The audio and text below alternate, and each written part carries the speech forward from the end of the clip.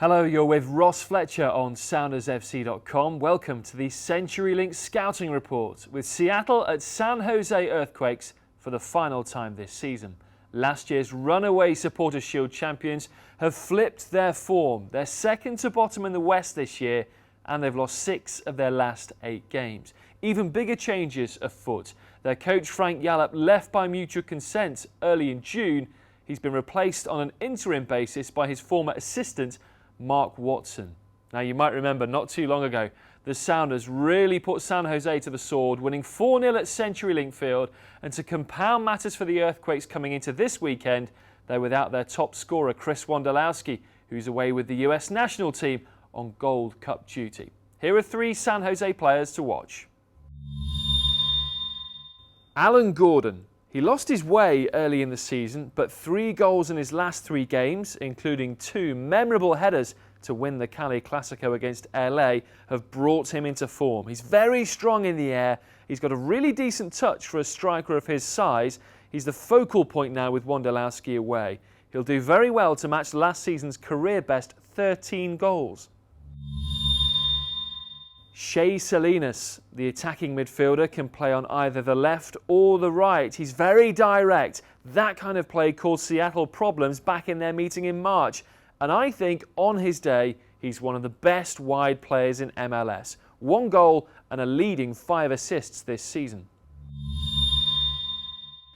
John Bush, the long-serving goalkeeper, has found it tough this campaign, keeping just 1 clean sheet in 20 games. That was against Seattle back in March. He's an agile shot stopper who'll need to be at his best to counter the threat of Eddie Johnson, Obafemi Martins and Lamar Nagel.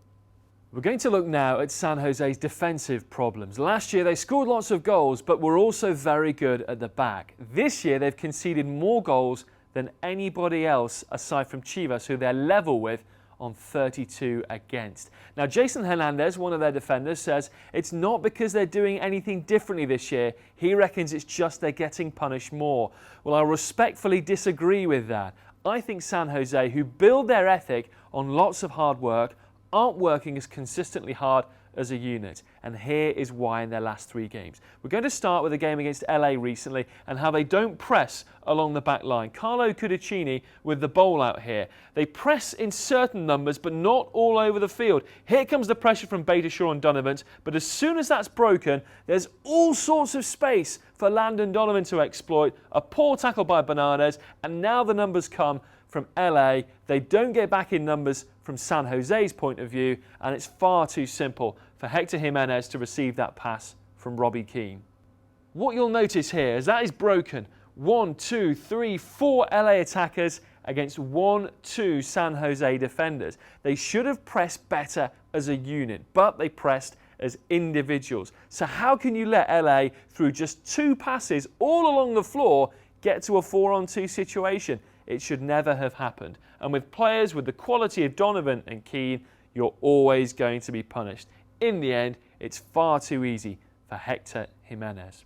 Let's roll on to their next game against Chicago Fire. And again, the midfield and the defence not working hard enough, both individually and collectively. This is Gonzalo Cigares pounding down the left-hand side. Let's see what happens as he goes on. His man Belushi's not tracking him. Near post comes Dilly Duca, and that is far too much time and space to be allowed to get the shot off.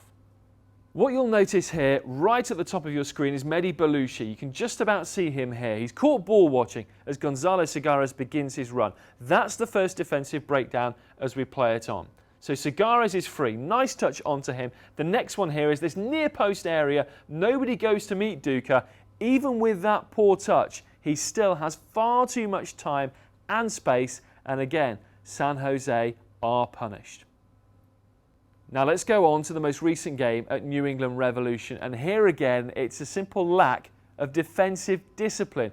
Here's Shea Salinas, who'll get a couple of opportunities, but watch as the play comes to him on this right hand side how he doesn't get closed down well enough by Dan Gargan. He's allowed to rip a shot, but keep your eye on Shea Salinas despite the save, because here again he'll receive the ball. No one from the midfield or the back 4 will step up to him, and the rest, as they say, is history. San Jose need to get back to working hard on both sides of the ball.